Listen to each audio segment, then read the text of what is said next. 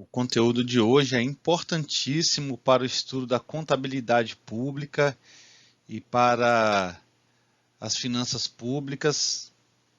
A Lei de Responsabilidade Fiscal, Lei Complementar número 101 de 2000, inclusive porque ela tem desdobramentos muito importantes para a gestão do Estado que combinaram inclusive com sendo fundamento para o impeachment da presidente Dilma Rousseff. Então nós vamos analisar de uma maneira mais crítica essa situação, mostrar para você alguns detalhes do julgamento das contas no âmbito do Tribunal de Contas da União, baseado justamente na Lei de Responsabilidade Fiscal. Então, é um dos temas mais importantes aí do nosso curso. A previsão era uma aula, mas eu precisarei de um pouquinho da próxima aula também para concluir a Lei Complementar número 101 de 2000, falar um pouquinho devagar aí, porque tem alguns detalhezinhos muito importantes e detalhes que estão aí presentes no nosso dia a dia. Seguindo então aí o nosso livro, é o anexo 2, para vocês acompanharem. Então, a lei de responsabilidade fiscal está aí adequadamente inserida no nosso material, sendo, portanto, aí o anexo 2 do livro do professor José Antônio Felgueiras. Então, aí a lei, o preâmbulo, Lei Complementar número 101, de 4 de maio de 2000, estabelece normas de finanças públicas voltadas para a responsabilidade fiscal e dá outras providências. Eu acompanhei bem a promulgação da Lei de Responsabilidade Fiscal. Foi extremamente polêmica a aprovação da lei.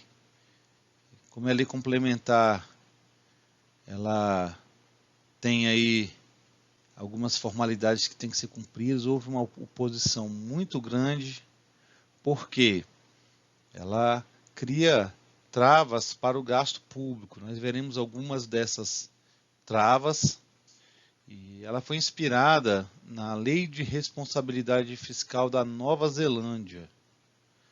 A Nova Zelândia foi o primeiro país a ter uma norma específica para controle mais duro do gasto público, controle mais consciente. É um país que tem a gestão governamental muito forte, gestão de riscos, auditoria governamental, e espalhou boas práticas aí para o mundo, boas práticas de gestão, e uma delas foi a Lei de Responsabilidade Fiscal. Então ela ganhou essa alcunha de ser uma lei neoliberal. Mas existe um contexto por detrás dessa norma. O Brasil começou a controlar a inflação no ano de 1993 para 1994. O governo Itamar Franco, o Fernando Henrique Cardoso, ministro da Fazenda, começaram aí a ter aí o Plano Real. Nós vimos de uma sequência que em alguns meses o país apresentava 86% de inflação, dá mais de 1000% de inflação por ano. Significa que se você tivesse R$1.000 no início do ano e não colocasse na poupança para atualizar ou em algum mecanismo de correção, no último dia do ano, cada um de nós teria R$1.000 em valor de nominal, ou seja, o valor em notas, R$1.000, mas o valor efetivo, poder de compra dele de R$1. É muito ruim um sistema econômico que funciona nessas bases. Então, tivemos aí o Plano Real e uma série de alterações estruturais, e uma delas foi justamente estabelecer um mecanismo de responsabilidade fiscal. Por que disso? Um exemplo para vocês. Antes da Lei de Responsabilidade Fiscal, Mato Grosso do Sul tem um indicador da da LRF que vocês vão conhecer, receita corrente líquida, que serve para apurar mensalmente o gasto de pessoal, comparar a receita corrente líquida com o gasto de pessoal, e passou de um determinado limite, tem que começar a tomar medidas para restaurar o limite anterior. Mato Grosso do Sul gastava 110% por mês da receita corrente líquida, ou seja, o que ele arrecadava para pagar a folha de pagamento não era suficiente, 110%, então ele já começava o mês endividado. Como é que é possível gerir um Estado dessa forma? Então, ademais de ser uma lei neoliberal, o gasto público não pode crescer indefinidamente, porque se ele crescer indefinidamente, a tributação tem que crescer indefinidamente. Chega um ponto, curva de Laffer, chega um ponto que quando a arrecadação do Estado por intermédio dos tributos se torna tão alta que começa a ter decréscimo na atividade econômica. Eu acredito que nós já temos passado disso, né? Então não faz sentido o gasto público crescer de uma maneira muito acentuada, porque a arrecadação pública, as receitas correntes e receitas de capital podem não acompanhar, especialmente as receitas correntes tributárias, não acompanhar o ritmo de crescimento da despesa pública. Então a LRF tem mecanismos muito interessantes, e ela é polêmica, então quando vocês visualizarem no texto vide ADIM e vide ADI, são justamente questionamentos constitucionais com relação aos dispositivos da norma, entes federativos, poderes, né, outros poderes, questionando a lei de responsabilidade fiscal.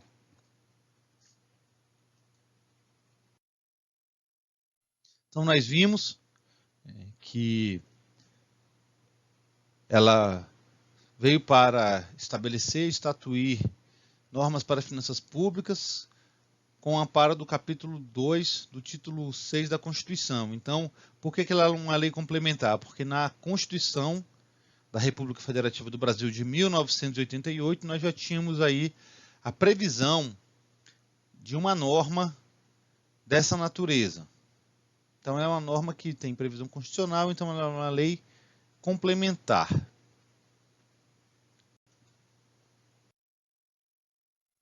E aqui tem o conceito de o que é responsabilidade fiscal, ou seja, é a ação planejada, transparente, que as decisões do Estado são tomadas considerando metas, o equilíbrio, e aí questões interessantes de renúncia de receita. Eu vou abrir mão de receita tributária, eu tenho que ter estudos, eu tenho que ter fontes. Se eu quero criar novas despesas públicas, se eu quero criar novos programas públicos, temos que ter responsabilidade. Ainda assim, com a vigência da lei, nós temos aí um financiamento, eu vou levantar para vocês essas estatísticas, desde o governo Lula, uma grande passagem de restos a pagar entre exercícios, ou seja, de contas não de despesas empenhadas, ou seja, compromissadas de um exercício para o outro que não são liquidadas. Imagina se não tivéssemos aí uma lei da envergadura da Lei de Responsabilidade Fiscal.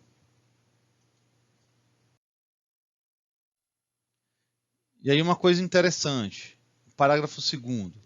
As disposições dessa lei obrigam União, Estados e o Distrito Federal e os municípios. E, além disso, todos os poderes. Então, poder legislativo, poder executivo e poder judiciário se submetem à lei de responsabilidade fiscal, ou seja, os 3 poderes. Os 3 entes federativos, União, Estados e o Distrito Federal, e ainda mais os órgãos autônomos. Então, hoje, no material complementar, vocês vão ver um documento chamado Relatório de Gestão Fiscal. Vocês vão ver o do Poder Executivo do Distrito Federal, eu coloco um exemplo, mas eu trabalho num órgão autônomo, chamado Defensoria Pública do Distrito Federal, que é um órgão que é estruturado para prover defesa jurídica para vulneráveis econômico, social, psicológico e de gênero.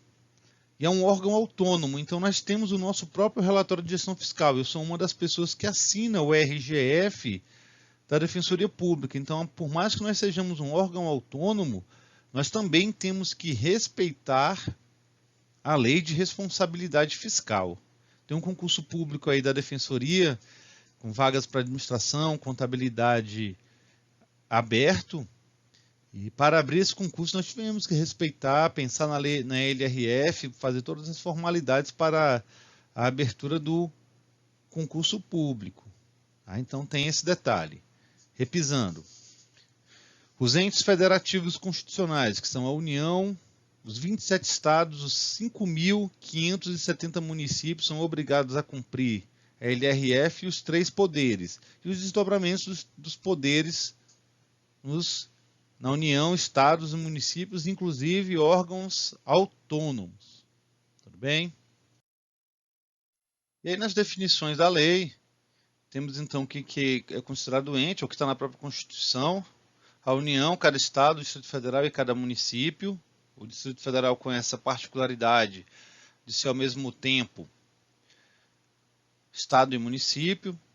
Uma empresa controlada, ou seja, as empresas controladas são aquelas que a União ou qualquer ente da federação tem a maioria do capital social votante e direto ou indiretamente tenha o controle acionário da empresa.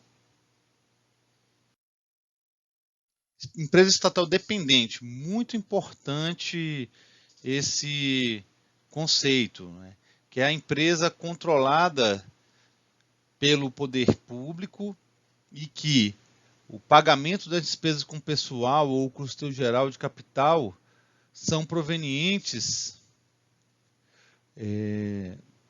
diretamente de aporte do Estado. Então, o metrô do DF, estou simplificando, o metrô DF, para poder pagar a folha de pagamento, recebe dinheiro diretamente, a transferência diretamente do GDF.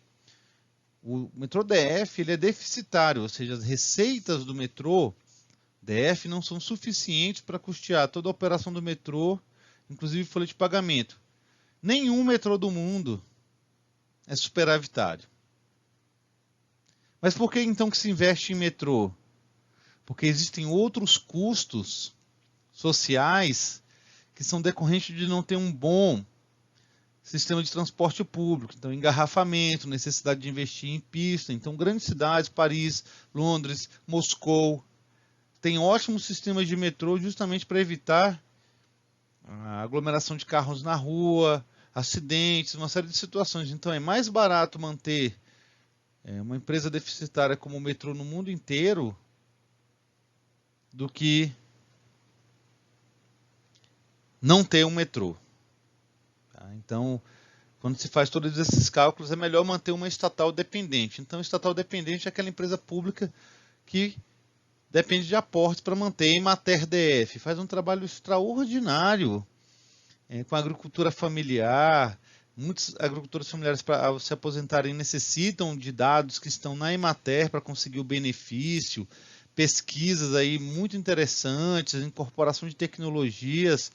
Mas a Emater é uma empresa estatal dependente, ou seja, o custeio da empresa é feito por intermédio de transferências do Estado. Então, nós temos várias estatais dependentes e temos as independentes. Um exemplo, o Banco do Brasil. O Banco do Brasil não necessita de aportes do governo para pagar a folha de pagamento. É justamente o contrário. Como o Estado tem o capital votante, a maioria das ações da empresa recebe dividendos.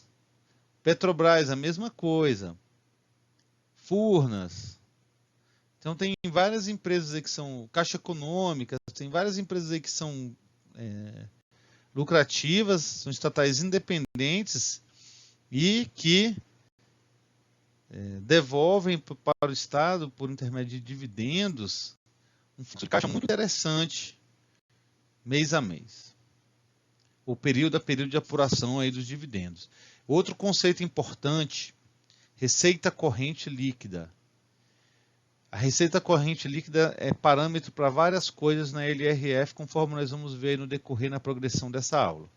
É o somatório das receitas tributárias, de contribuições patrimoniais, industriais, agropecuárias, de serviço, transferências correntes e outras receitas também correntes deduzidas. Aí tem uma série de deduções que estão aí no próprio inciso 4º, que aí é só consultar a lei.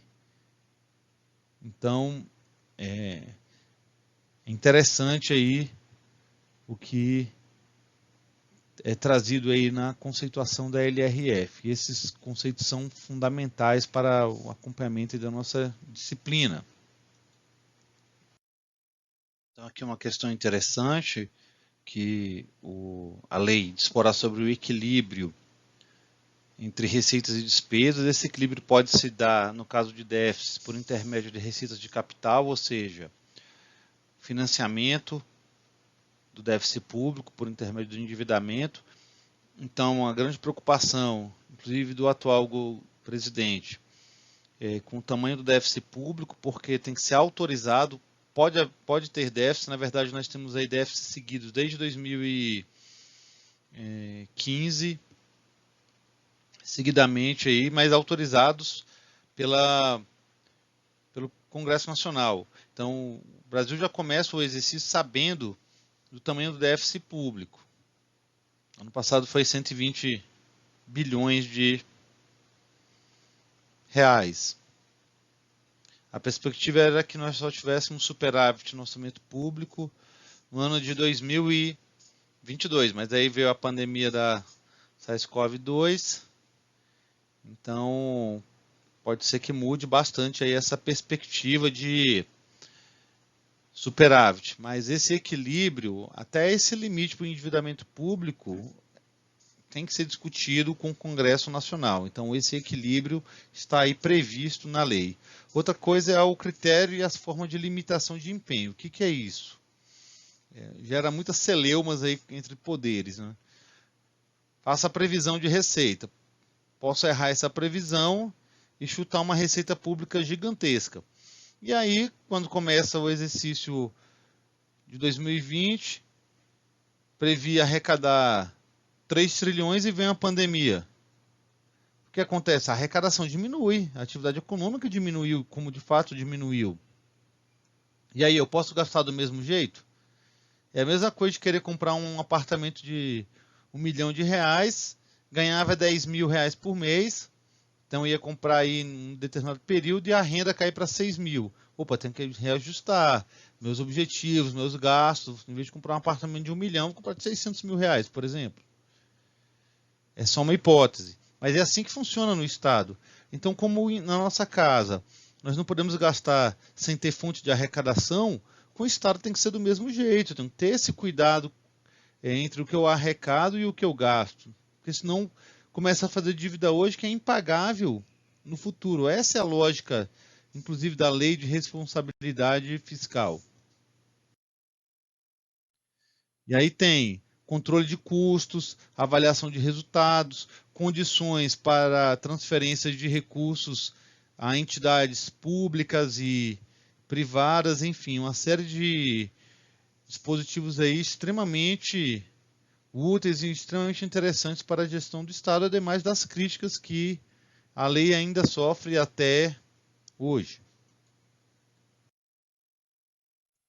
E aí uma coisa importante, integrará o projeto de lei de diretrizes orçamentárias o anexo de metas fiscais, em que serão estabelecidas as metas anuais em valores correntes e constantes relativas a receitas, despesas, resultado nominal e primário, ou seja, o resultado nominal é o resultado que não considera a inflação, o montante da dívida pública para o exercício a que se referirem e para os dois seguintes. Então, como é que funciona isso? Se eu vou fazer o anexo de meta fiscal de 2020, na verdade eu tenho que planejar 2020, 2021 e 2022. Exemplo aí de meta fiscal. Essa é a lei de diretrizes orçamentárias do DF de 2020, feita em 2019. Nós vimos essas temporalidades nas aulas passadas, mas como o ano é 2020, então nós temos que fazer as metas anuais de 2020, 2021 e 2022. Então a receita total tem aí a previsão de crescimento, não é um crescimento muito grande, vai sair de 26 bilhões e 29 para 26 bilhões e 706 milhões em 3 anos, o total de receitas. E o crescimento econômico aí, colocado as variáveis, o IPCA de 3,9, 3,6 e 3,6, um PIB, crescimento aí mais ou menos do DF de 2,6%, não é o crescimento econômico do Brasil. O DF tem a projeção de uma taxa de crescimento maior do que o da economia brasileira. Então esse é o anexo de metas fiscais. Será colocado para vocês aí o documento original, o material, o aluno online para vocês consultarem. Tá? Prefeito de consulta para vocês saberem como é que é, mas é assim que funciona.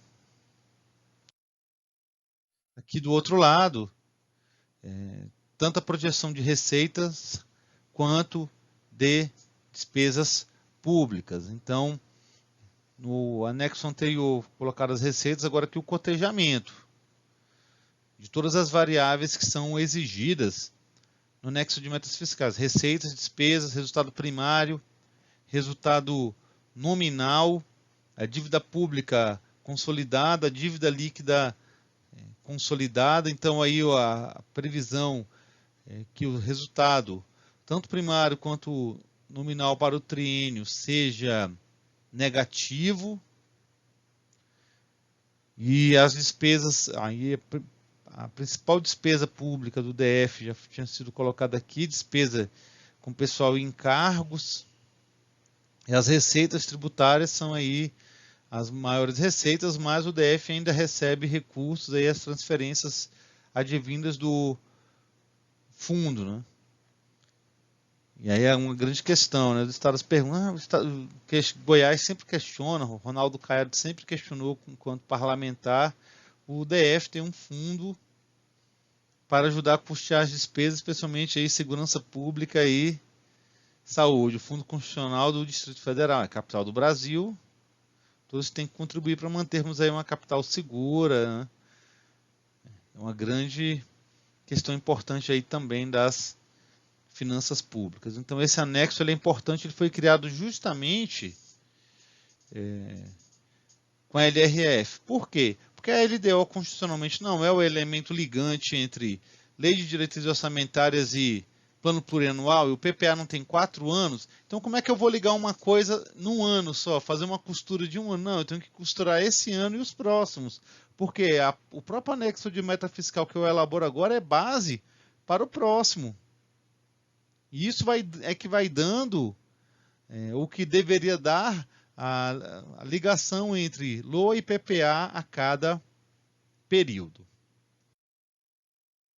E aqui nós temos então aquela questão que eu coloquei para vocês no slide passado. O projeto da Lei Orçamentária Anual é elaborado em forma compatível com o Plano Plurianual, com a LDO e com a própria LRF. Então, conterá anexo demonstrativo da compatibilidade da programação dos orçamentos, objetivos e metas, para dar coesão, para o Estado não começar a ter um monte de meta que não tem ligação. Eu tenho lá no PPA, construir em 4 anos 10 mil unidades habitacionais.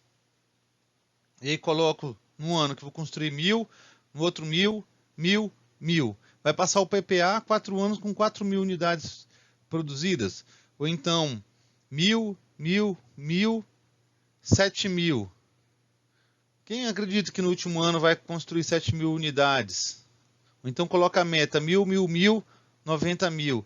Então essa crítica, essa ligação entre os elementos, ela é fundamental para que o Estado tenha metas factíveis. Infelizmente eu já vi metas em governos anteriores, construir, por exemplo, 110 creches no DF. Tinha até dinheiro para construir as 110 creches, foram construídas 32. Só que uma coisa é construir a creche, outra questão é ter recurso para pagar pessoal, material. Tem a necessidade de termos mais crédito no DF? Não tenho dúvida disso, que existe uma demanda até entre nós mesmos, como todos nós conhecemos pessoas, ou nós mesmos, né, podíamos ter nossos filhos aí na creche pública, sem precisar pagar uma creche particular, tendo uma atenção que é muito boa, quando você consegue esse serviço feito pelo Estado, ele é, via de regra, bom,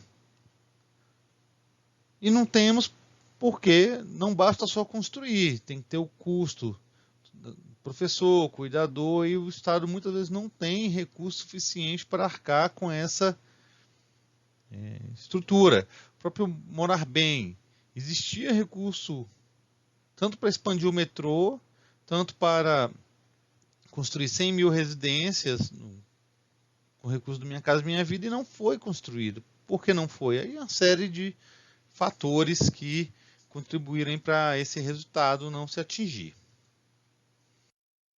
Questão interessantíssima, a renúncia de receita, ou seja, quero atrair empresas para o DF. Qual é a forma? Posso facilitar a aquisição de terrenos? Comprar terreno público em local com boa infraestrutura, polo JK, está tendo aporte de recursos do Banco Interamericano de Desenvolvimento para melhorar ali a infraestrutura no polo JK, a posição ali é boa, perto da BR, então comprar bem barato aquele terreno e por 10 anos, por exemplo, não cobrar o IPTU. É possível fazer isso? É possível fazer isso, só que para abrir mão desses 10 anos de IPTU, o Estado tem que indicar qual é a medida de renúncia de receita. O caso do Rio de Janeiro. Abriu um monte de renúncia de receita e hoje a arrecadação é bem ruim do Estado. Como é que ele conseguiu fazer a renúncia de receita? Pode ter tido erro de cálculo intencional para forçar a renúncia de receita e royalty do petróleo. Só que a produção começou a diminuir. Então o royalty recebido reduziu. Por quê? Porque nós tínhamos em 2014 uma realidade do barril de petróleo, que hoje o barril de petróleo, o preço caiu de maneira absurda. Então o Estado do Rio não recebe a mesma quantidade de royalties. Ele abriu renúncia de receita com base nos royalties e hoje ele não pode. Ele tem que cumprir o prazo das renúncias de receita. E aí qual é o grande argumento? Se ele descumprir esse prazo e for querer cobrar o tributo, as empresas saem do Rio e geram um desemprego ainda maior. Então, renúncia de receita é coisa muito, muito séria.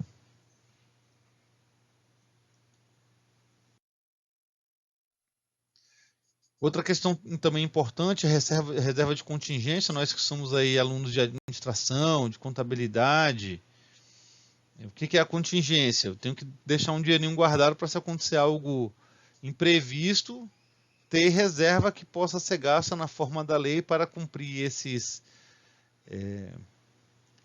imprevistos ou essas reservas, assim como atender passivos contingentes, ou seja, ações judiciais, coisas que podem acontecer, riscos fiscais.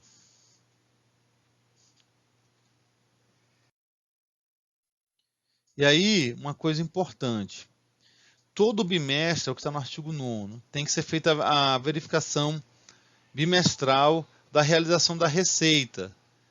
Então, temos dois instrumentos muito importantes que vocês vão conhecer aqui, que é o relatório resumido da execução orçamentária, RREO, e o relatório da gestão fiscal. Um é bimestral e o outro quadrimestral. O relatório bimestral ele é importantíssimo porque passou o primeiro bimestre, verifico que não estou arrecadando o que era para arrecadar e estou gastando mais do que eu deveria gastar, nós temos que fazer o que? As medidas de contingenciamento. E o que é o contingenciamento? É o corte, o freio no gasto.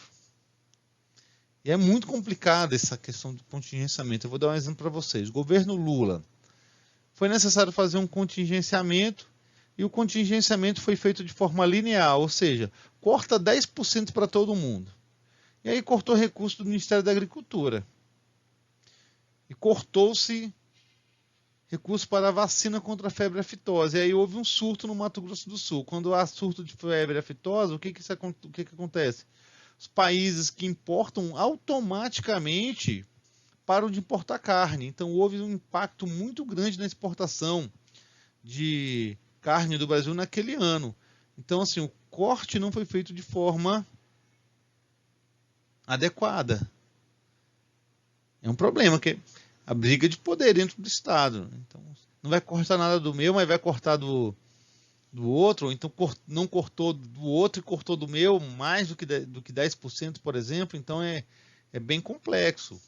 Mas foi um exemplo de que corte linear muitas vezes não é o que deve ser feito.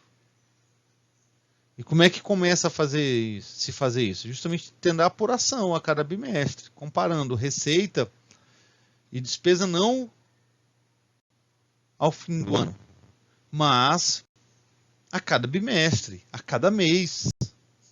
Os quadros aí orçamentários, o máximo de informação possível para tomar a decisão. Não é assim na gestão financeira de uma empresa? Por que não deve ser no Estado?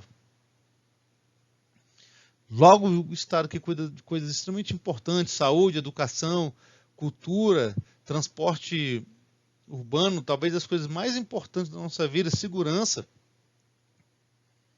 as condições que dão aí, inclusive, estrutura mínima para o empreendimento privado.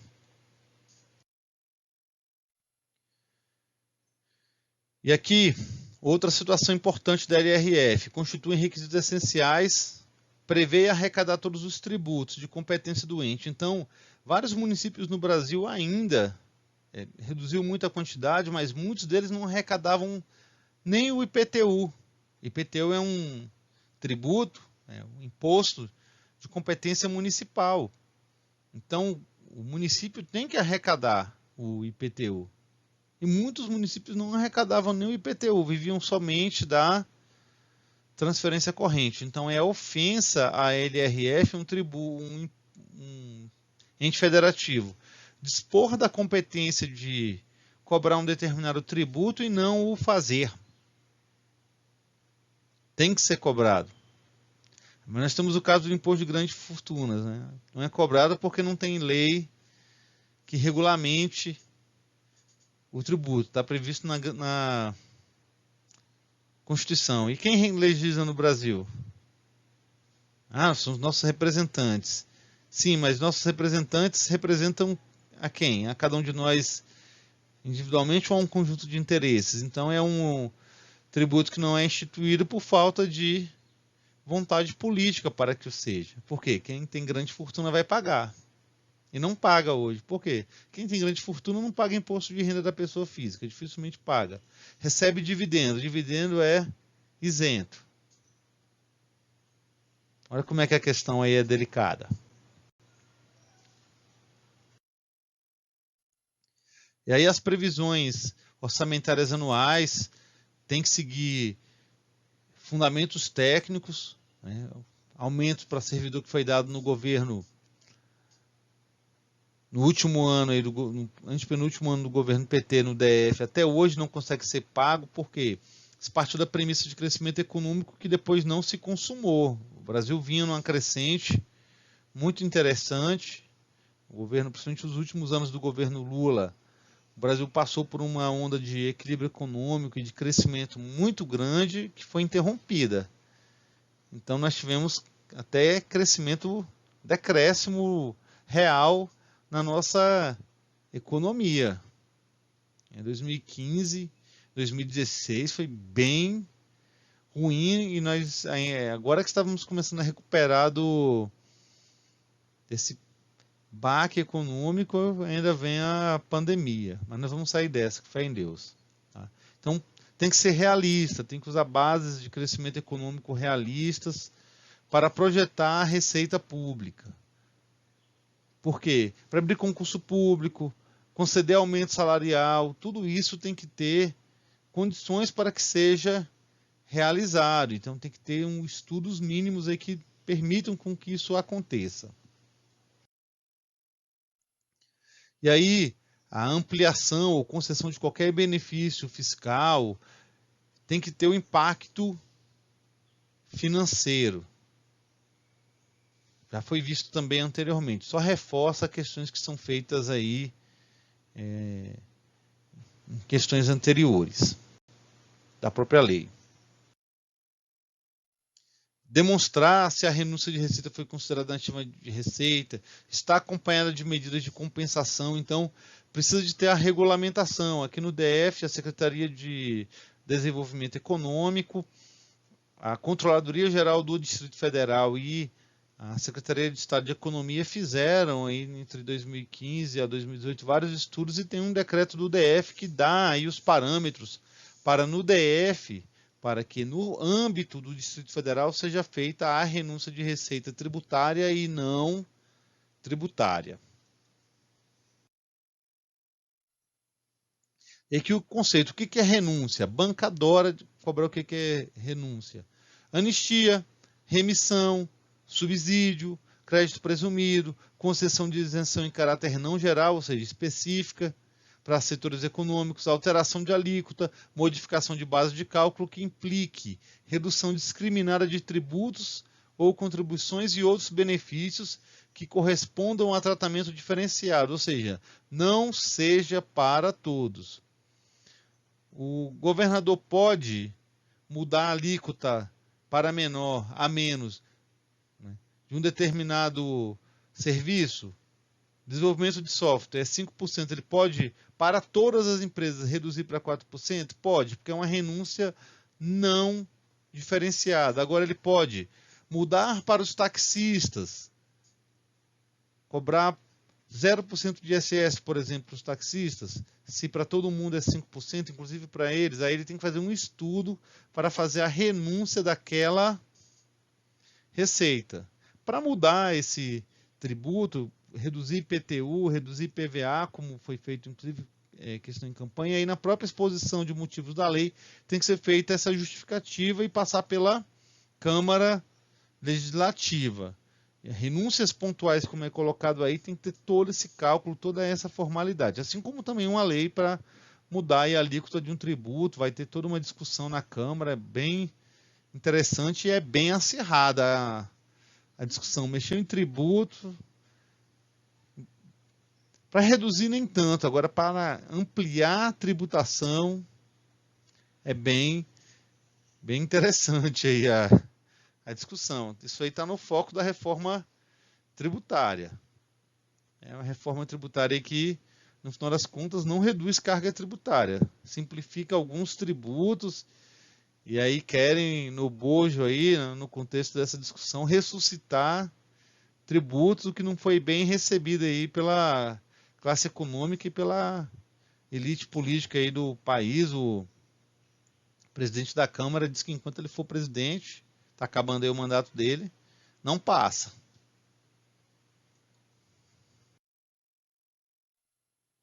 Então, só para vocês terem uma ideia aí do tamanho da renúncia de receita. É um anexo, é um demonstrativo aí,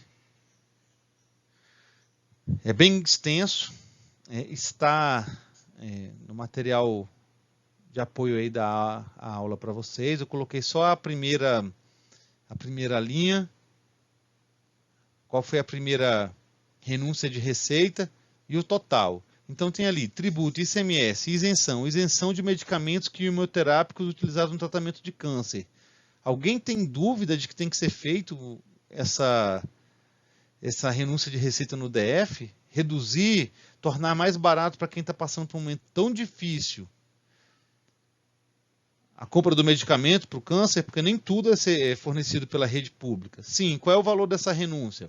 677 mil em 2020, 701 mil em 2021, 726 mil em 2022. O total de renúncias que o DF calculou em 2020 tem várias renúncias, as mais incríveis possíveis que vocês possam ver nessa lista.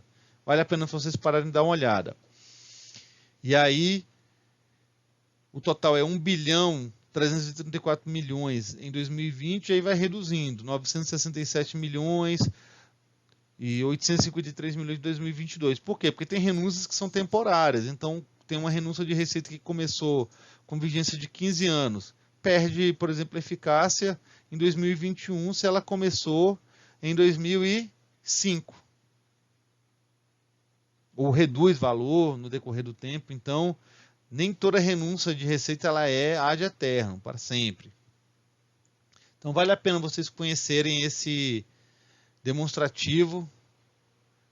Está postado para vocês. Então é esse tipo de valor, esse tipo de detalhe. Não existia antes da LRF esse tipo de levantamento no Estado brasileiro. Ou seja, esse tipo de levantamento pelos entes federativos.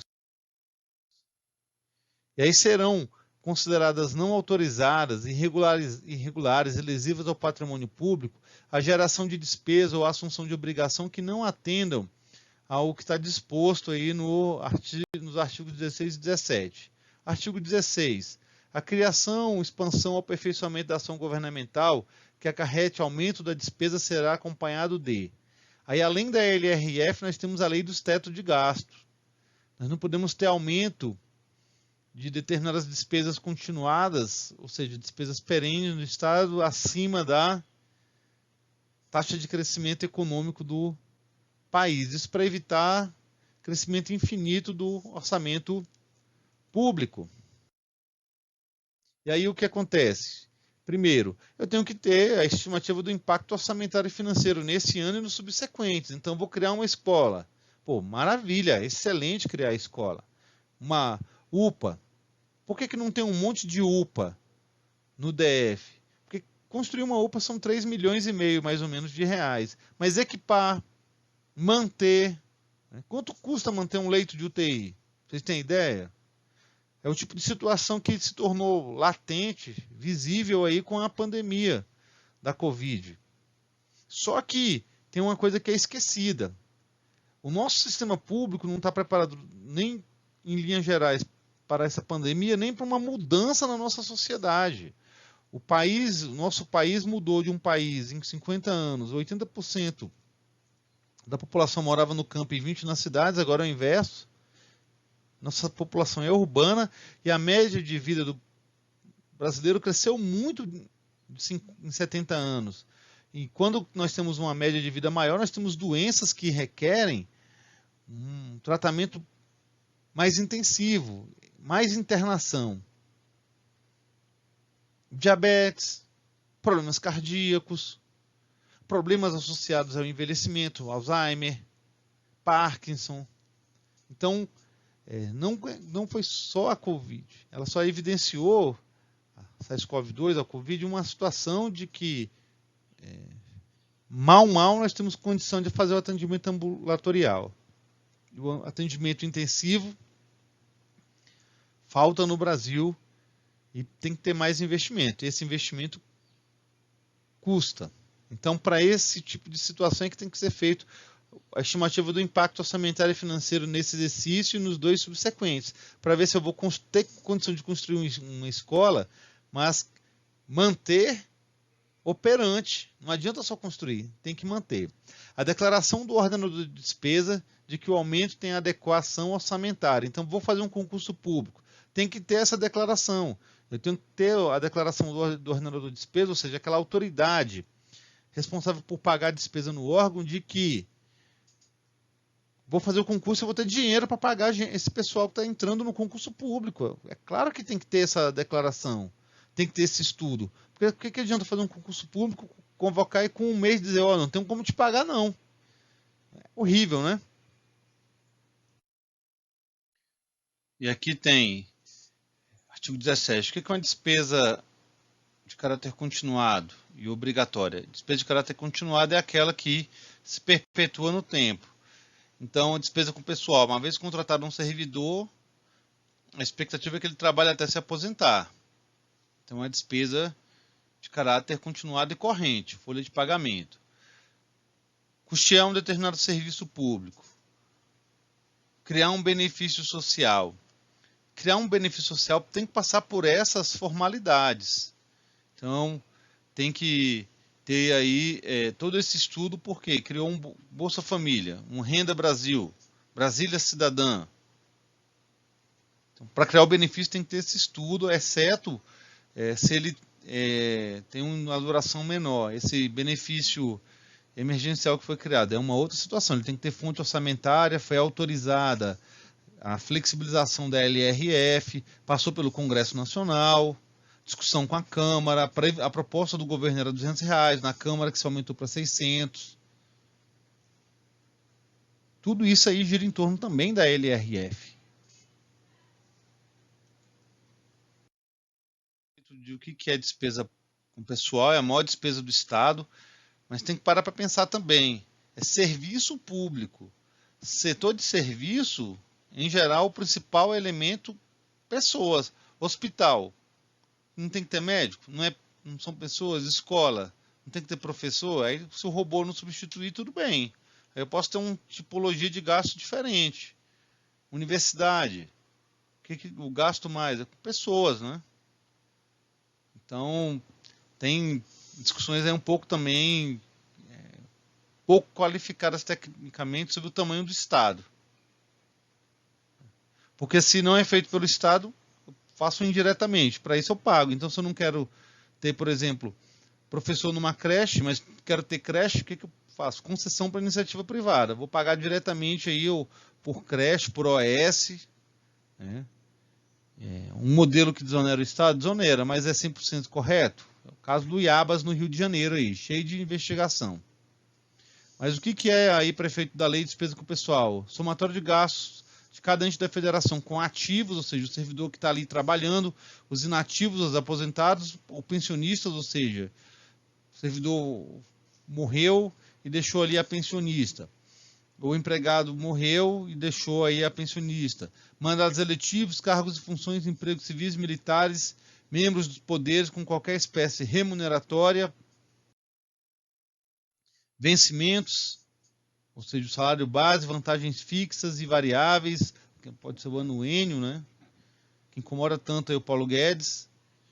Reformas, pensões adicionais, gratificações, horas extras, ou seja, tudo que esteja vinculado a pagamentos a servidores ativos, inativos, com vínculo, sem vínculo com a administração pública, sem vínculo permanente, os temporários aí, os comissionados.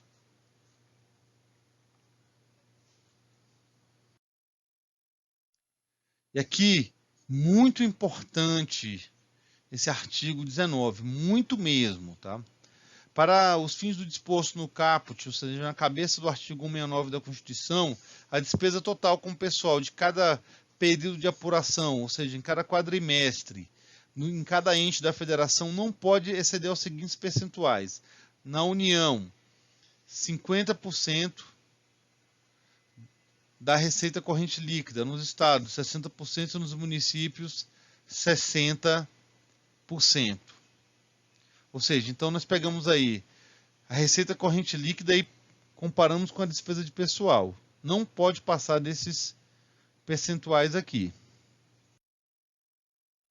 E aqui eu coloquei o exemplo para vocês, tem um relatório chamado Relatório de Gestão Fiscal, que ele é feito quadrimestralmente. Ou seja, pela LRF, fechou o primeiro quadrimestre, janeiro a abril. Até o último dia do mês subsequente, maio, tem que ser publicado esse documento, senão é até ato de improbidade administrativa. Então, no GDF, no primeiro quadrimestre de 2019, a comparação entre a receita corrente líquida e a despesa com o pessoal ficou em 42,34%. Então está abaixo daquele limite, mas também não é muito confortável não, porque existem outras questões que nós chamamos aqui de limite prudencial, por exemplo. Está bem perto do limite, relativamente perto aí do limite prudencial. Essa aqui é a realidade do primeiro quadrimestre de 2020. Então nós temos aí os estados, aí a barreira aí uma barreira dos 50%, né, o limite aí de prudência. E aí o que nós temos? Rio Grande do Norte passou dos 60%.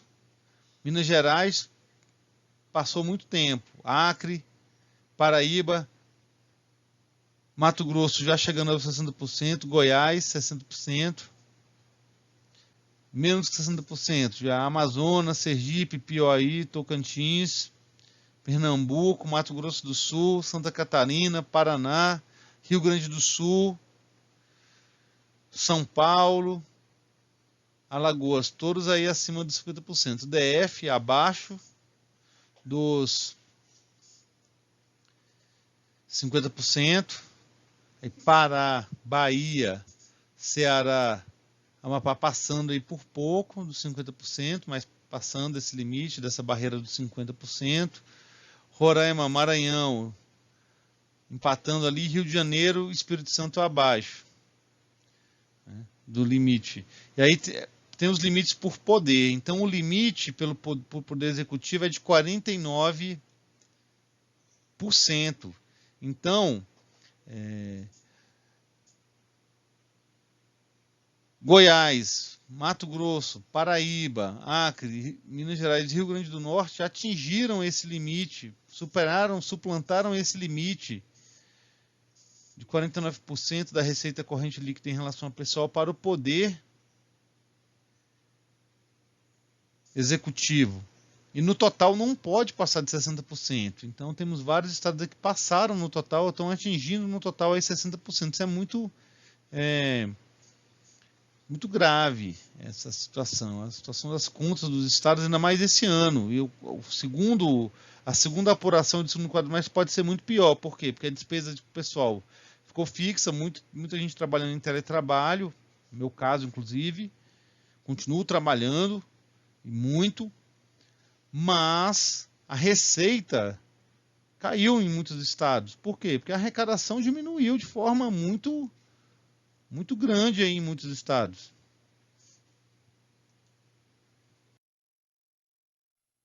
Então tem aí as apurações específicas por estado, qual é o percentual no poder executivo, por estado. Então os dados aí estão bem detalhados, consolidações que o Tesouro Nacional faz com base justamente no padrão de contabilidade que é único para o país, né? Então tem estados e municípios que têm mais dificuldade do que outros, mas a norma, nós vamos ver o que é MCASP, o Manual de Contabilidade Aplicada ao Setor Público, vale para todos os entes, então permite esse tipo de comparação. Enfim, a situação fiscal dos estados no Brasil não é boa. E tudo isso aí parâmetro trazido pela Lei de Responsabilidade Fiscal. E aqui, os limites globais. Na esfera federal, 2,5% é Poder Legislativo, incluindo o Tribunal de Contas. Então, assim, para o Legislativo é bastante dinheiro. O Legislativo no Brasil, o federal, tem um orçamento maior que o município de Porto Alegre. 6% para o Judiciário, também interessante aí o percentual de que dispõe o Poder Judiciário dentro desse limite. E aí do Poder Executivo Federal, 40,9% e 0,6% para o Ministério Público, que também é bastante considerável aí num somatório total.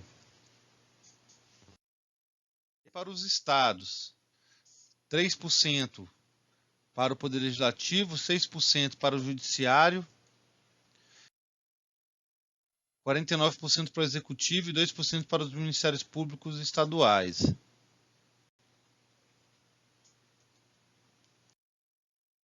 Para os municípios, 6% para o Legislativo, incluindo o Tribunal de Contas do município quando houver, São Paulo e Rio de Janeiro, e 54% para o Executivo.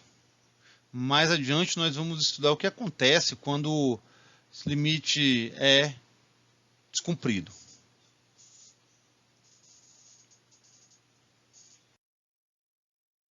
E aí é nulo de pleno direito. Ato que provoca aumento de despesas de pessoal que desatenda ao artigo 16 e 17, ou seja, fazer um concurso sem prever o impacto nos anos subsequentes, sem prever que exista receita no futuro para cobrir aquela despesa de pessoal. Aqui uma limitação interessante. Ato que resulte aumento de despesa com pessoal nos 180 dias anteriores ao final do mandato do titular do poder ou órgão referido no artigo 20. Então, quero fazer uma graça, pertinho aí da eleição, faço um novo concurso e não tenho a previsão, a autorização anteriormente. Posso até fazer, mas eu não vou poder dar posse. Por quê? Era uma coisa que era feita antigamente. Perto da eleição, vou abrir concurso, vou dar aumento salarial para todo mundo. Ah, mas quem vai pagar? Não, o próximo que se vira com esse aumento aí negativo.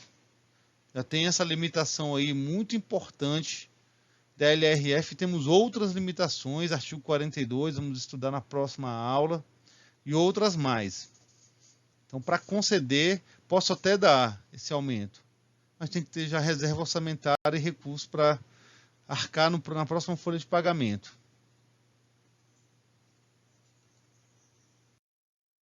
Que outro importante é nulo o ato que resulte aumento de despesa com pessoal que preveja parcelas a serem implantadas em períodos posteriores ao mandato do titular do poder a que se refere o artigo 20, ou seja, governador, prefeito, dirigente máximo de órgão autônomo e governador. Ou seja, se eu quero conceder um aumento agora, que vai ter parcela a ser paga, deixada aí para o outro governante ou para o outro mandato, tem que fazer a previsão adequada para os exercícios subsequentes. Senão vai chegar lá e não vai ter dinheiro para pagar o aumento. É importantíssima essa limitação. E aí o seguinte, a verificação do cumprimento dos limites estabelecidos no artigo 19 e 20 será realizada ao final de cada quadrimestre. O mecanismo para isso é o relatório de gestão fiscal. Aí, se a despesa total com o pessoal exceder a 95% do limite, são vedados ao poder ou órgão referido no artigo 20. Conceder vantagem, aumento, reajuste, adequação de qualquer título, salvo os derivados de sentença judicial, criação de cargo, emprego ou função, alteração de estrutura de carreira que implica aumento de despesa. Então, um caso interessante, lá na Controladoria Geral do Distrito Federal, concurso feito em 2013/2014, e aí em 2015, 2016, 2017, praticamente inteiro, o DF ficou acima do limite, esse limite de 95% é o limite prudencial. Então, não podia dar posse a essa rapaziada. Eles só conseguiram tomar posse final de 2017, quando houve a brecha para nomear. E as exceções são saúde, segurança, tinha decisão do Tribunal de Contas nesse sentido, mas as demais carreiras ninguém conseguia tomar posse, justamente porque o DF estava acima desse limite de 95%, o limite prudencial. E aumento de salário nem pensar. Alteração de carreira nem pensar.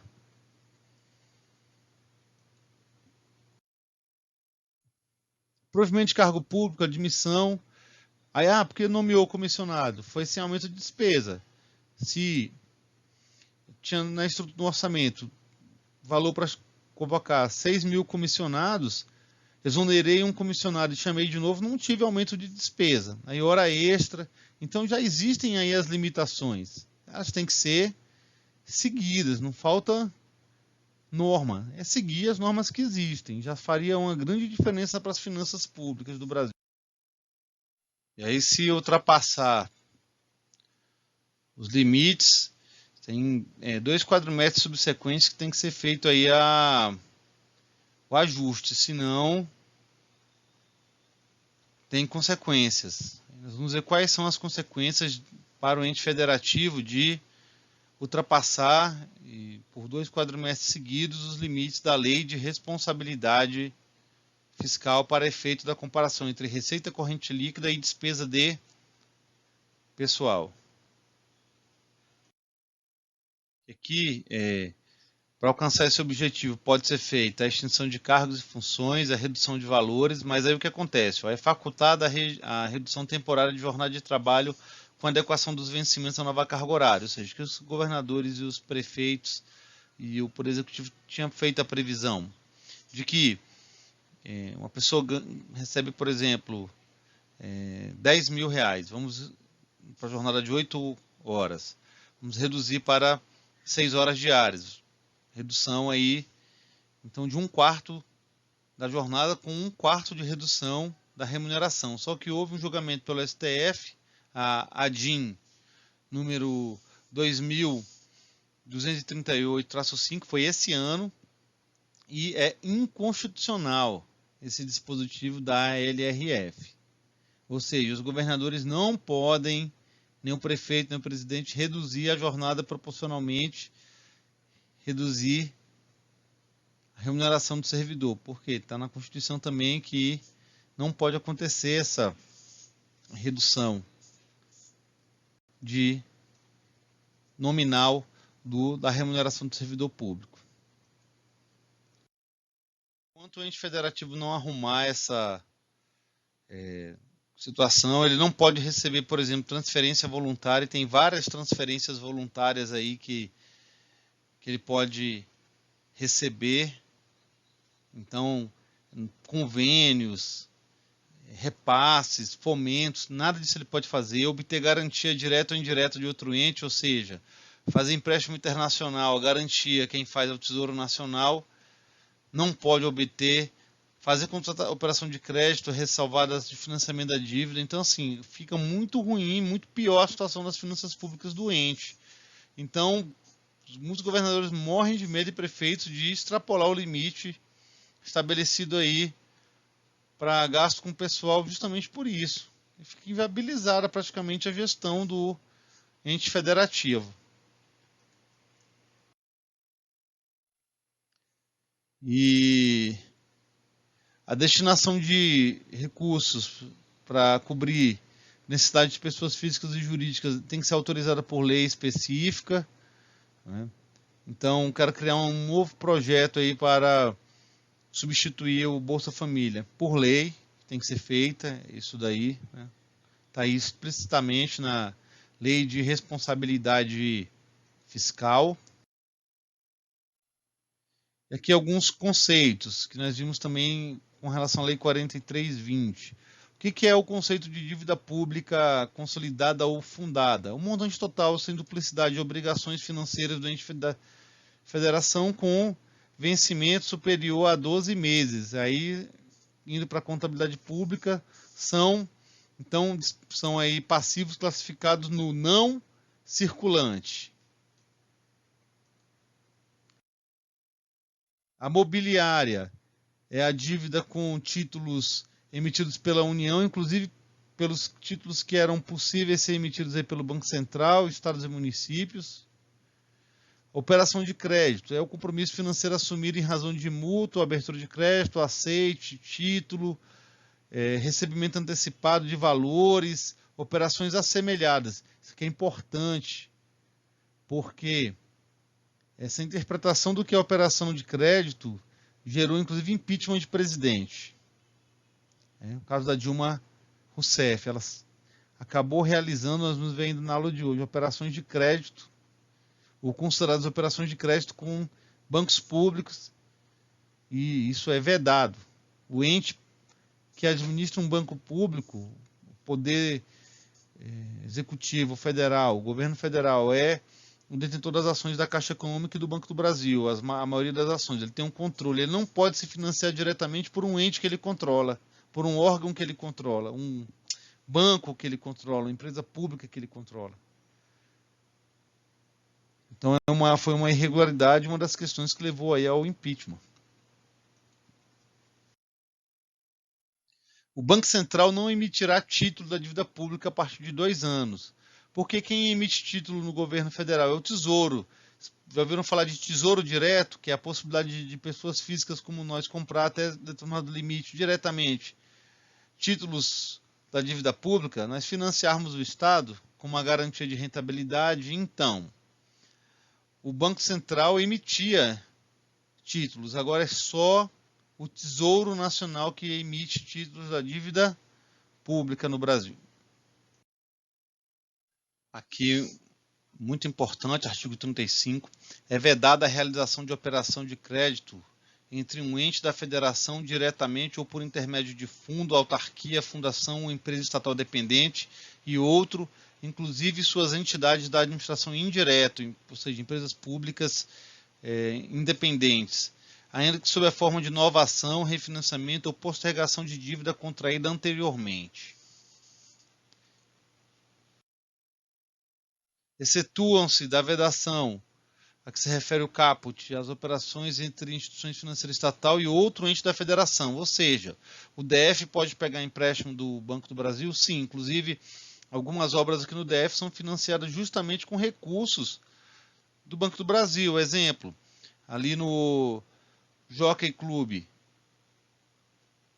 a ligação ali entre a estrutural e a EPTG, indo ali para a cidade estrutural, a reforma ali foi feita, aquele melhoramento, justamente com recurso do Banco do Brasil. Trevo de Triagem Norte, ligação Torto Colorado, Banco Nacional de Desenvolvimento Econômico e Social. Então, pode ser feito. Agora, o GDF não pode pegar dinheiro diretamente, por exemplo, com o BRB. Importante, muita atenção aqui para esse artigo. É parecido com o anterior, mas tem alguma diferença. Que é a seguinte, é proibida a operação de crédito entre uma instituição financeira estatal, Banco do Brasil, por exemplo, e o ente da federação que o controle, governo federal, na qualidade de beneficiário direto do empréstimo. Exceção, o Banco do Brasil pode comprar título da dívida pública emitido pelo Tesouro? Pode.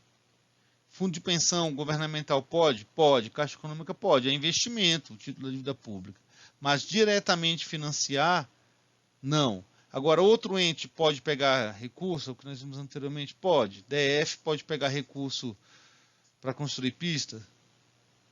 Recurso com o Banco do Brasil? Recurso para melhorar a escola? Pode. Porque aí trata de um outro ente fazendo negócio. Mas o próprio Poder Executivo Federal não pode diretamente obter empréstimo da Caixa Econômica, nem do BNDES, nem do Banco do Brasil. E o artigo 37 complementa o artigo 36.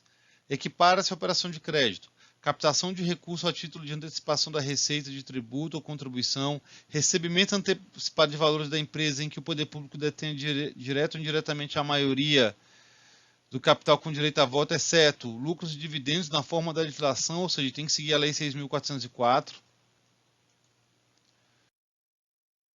Assunção direta de compromisso, confissão de dívida, operação assemelhada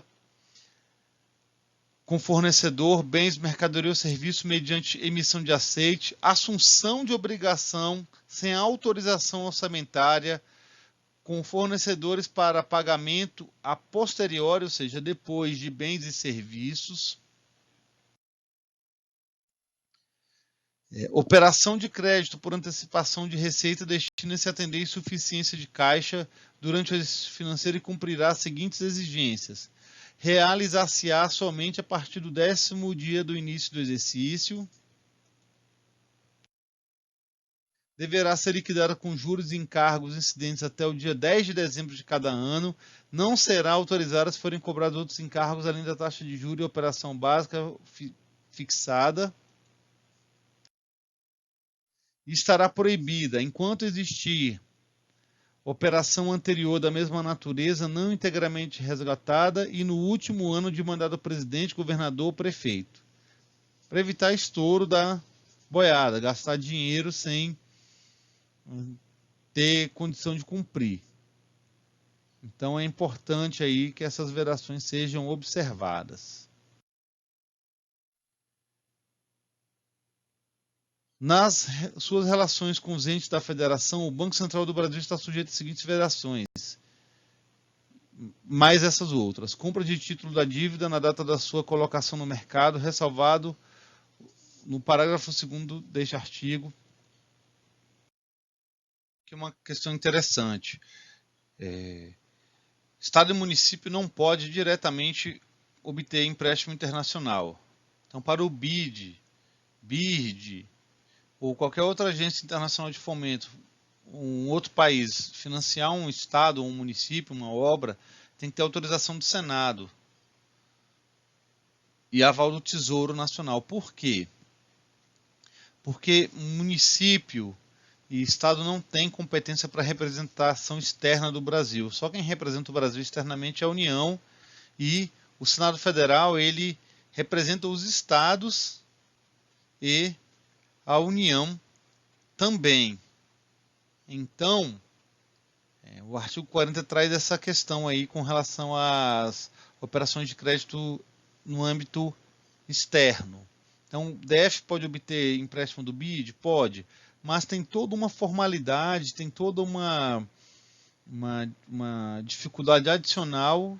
Mas nesse momento, por exemplo, nós temos aí o Prodef, nós tivemos, por exemplo, o Prodefaz, Programa de Desenvolvimento Fazendário, Prodefaz, recurso do Banco Interamericano de Desenvolvimento. Aí passou por toda uma série de formalidades, Tesouro, Senado, aprovou, e o pessoal está aí investindo na modernização da receita na fazenda do Distrito Federal, equipamentos, sistemas.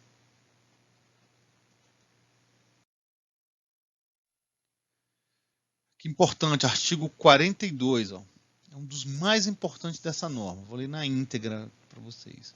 É vedado ao titular de poder ou órgão referido no artigo 20, nos últimos 2 quadrimestres do seu mandato, contrair a obrigação de despesa que não possa ser cumprida integralmente dentro dele, ou que tenha parcelas a serem pagas no exercício seguinte, sem que haja suficiente disponibilidade de caixa para esse efeito.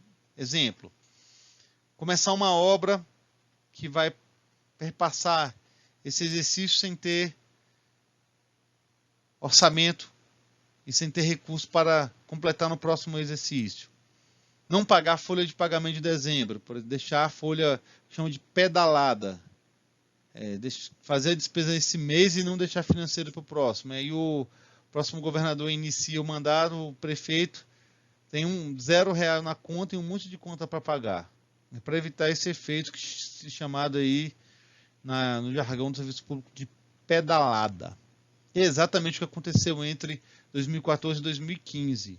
Um monte de despesa não paga, isso aí eu posso comentar porque é comprovado, está em julgamento no Tribunal de Contas, tem a apuração lá na Controladoria Geral do Distrito Federal e Ministério Público, Tribunal de Contas, né? Folha de pagamento, muita gente ficou recebendo férias muito tempo depois porque não tinha financeiro para receber férias. A despesa foi reconhecida, mas não havia, e vários outros contratos de despesa firmados aí. É para evitar justamente que aconteça esse tipo de situação para a reeleição com propósito de reeleger, eleitoreiro, e depois não tem dinheiro para pagar, prometeu mundos e fundos e depois não conseguir cumprir. Então o artigo 42 é justamente isso. Quem deixa o poder, quem deixa o Estado, tem que deixar em condição para que o outro governante ou o próprio, num caso de uma reeleição, a própria pessoa tenha condição de tocar aí o governo. Então esse dispositivo ele é muito interessante, tem sido muito acompanhado pelos tribunais de contas. Isso é considerado no julgamento anual de contas dos governadores. E por falar nisso, como é que é o processo de contas? Que o caso do governo federal. O Tribunal de Contas faz auditoria e gera o parecer prévio. Nessa geração de parecer prévio, é dado contraditório e a ampla defesa, ou seja, o governante tem todo o prazo, tem um prazo legal para contestar, apresentar as argumentações, e aí o Tribunal de Contas emite Então, o parecer com relação às contas do presidente, e aqui no caso do DF, o Tribunal de Contas, o parecer com relação à conta do governador, que vai para a Câmara Legislativa. Aí aprova com ressalva ou sem ressalva. Aprovando com ressalva ou sem ressalva, vai para julgamento, e aí não tem maiores complicações, a não ser ter a conta aprovada e aí a questão de ter que corrigir as eventuais ressalvas. Agora, no caso de rejeição das contas, o tribunal pode chegar à conclusão de contas da União de que as contas do presidente são inaptas, elas não refletem a realidade patrimonial. Manda para o Congresso Nacional e aí a Comissão Mista de Orçamento faz um julgamento. É um julgamento político, mas baseado em informações técnicas. E aí, lá no Congresso Nacional, a conta pode ser considerada regular, regular com ressalvas ou irregular. E a irregularidade nas contas tem efeito para a lei da ficha limpa, tem efeitos até para um eventual impeachment. Então, esse processo foi o que acabou acontecendo com a Dilma Rousseff. Houve a alegação de que foi crime sem lei, né? É golpe e tudo, mas nós vamos ver aqui algumas situações técnicas apresentadas pelo Tribunal de Contas da União e que elas foram aproveitadas para a condução do processo de impeachment. Pode acontecer do Tribunal de Contas rejeitar uma conta e na Câmara, por questões políticas, a conta acabar tendo um julgamento como regular com ressalvas e não ter consequências para o governante? Sim. Aqui no DF, por exemplo, as contas de 2009 do então governador José Roberto Arruda foram consideradas irregulares pelo Tribunal de Contas do Distrito Federal no julgamento técnico, mas no julgamento pela Câmara Legislativa as contas foram consideradas regulares com ressalva. Então não houve sanção para o senhor José Roberto Arruda para efeitos da ficha limpa pelas contas terem sido consideradas irregulares pelo Tribunal de Contas, porque no julgamento foi um parecer, o julgamento é feito pelo Poder Legislativo, das contas do dirigente máximo. Agora, secretários de Estado já não vai para a Câmara Legislativa, secretário e ministro, aí é o Tribunal de Contas que faz o julgamento. Aí pode uma conta irregular de um ministro ou do secretário redundar em consequências para efeito da ficha limpa. No caso da Dilma Rousseff, além de ter sido a conta rejeitada para efeito do Tribunal de Contas e para efeito do Congresso Nacional, elementos das contas foram utilizados para justificar um crime de responsabilidade. É uma lei de 1951. E o crime de responsabilidade gera a perda do mandato. Então, processo de impedimento, impeachment, que já está em norma regulamentando lá, também das antigas, Constituição Federal. Então, nós temos aí o relatório e parecer prévio das contas do governo da República de 2014. Está no Aluno Online para vocês, tem 1000 páginas. Quase 1000 páginas, 900 e alguma coisinha, quase que 960. E aí tem todo o processo das contas, as constatações do Tribunal de Contas da União, a resposta ao relatório ofertada pela Presidência da República e aí o julgamento pelos ministros. São 9 ministros. Aí tem um relator, foi o ministro Augusto Nardes. O ministro Augusto Nardes encaminhou o voto dele pela rejeição das contas, ou seja, pela reprovação das contas. Mas ele sozinho conduz o julgamento? Não, são 9 ministros, o voto dele é 1.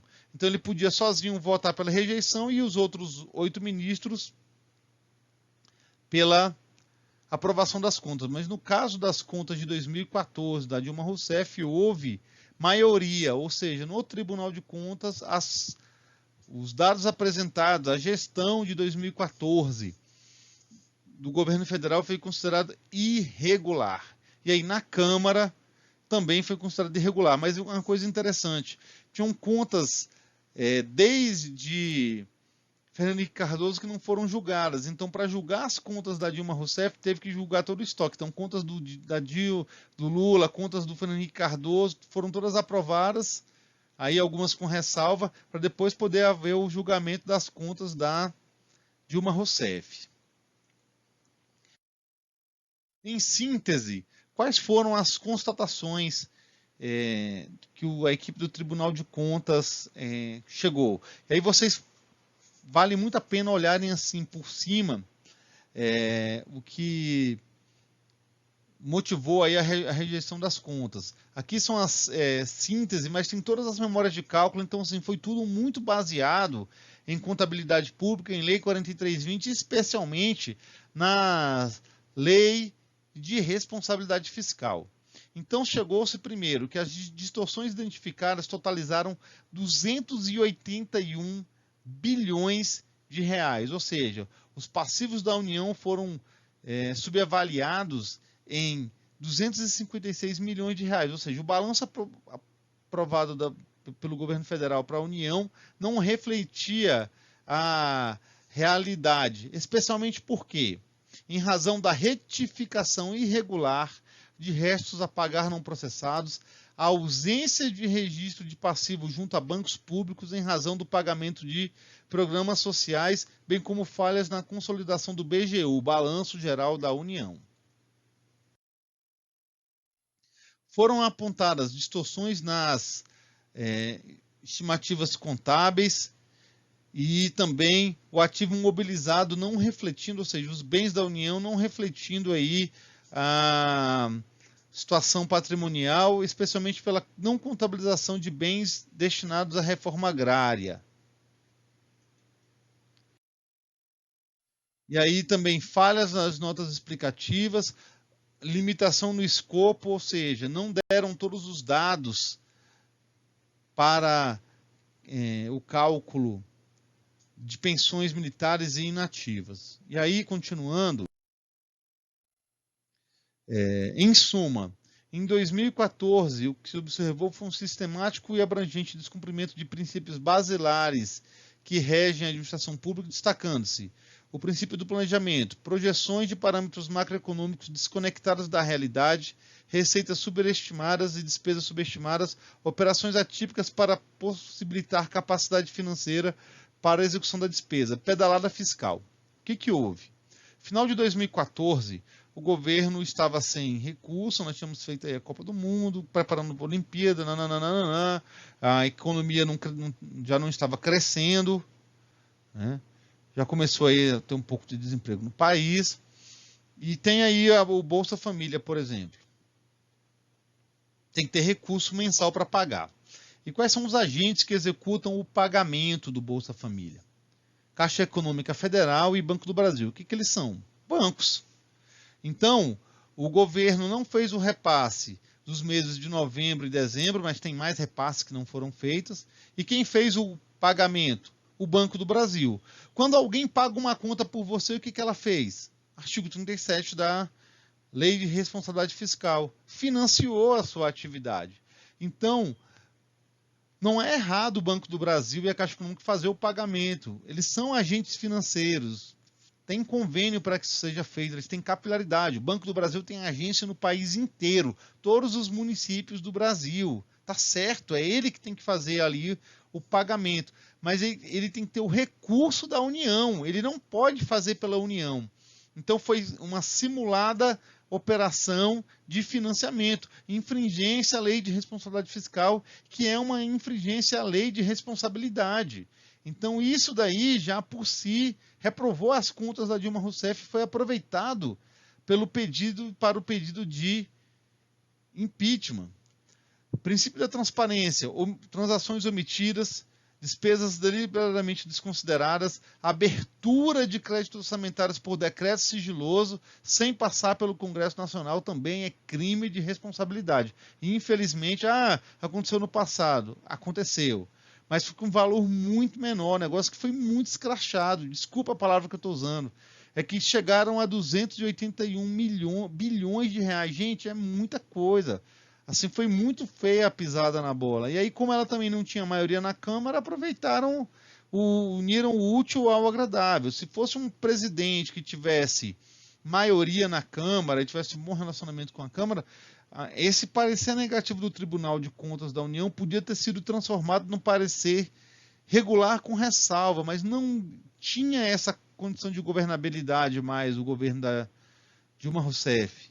Infelizmente ou felizmente, enfim, sofreu impeachment com base justamente nessa peça técnica aí de quase 1000 páginas feita pelo Tribunal de Contas com muito detalhe.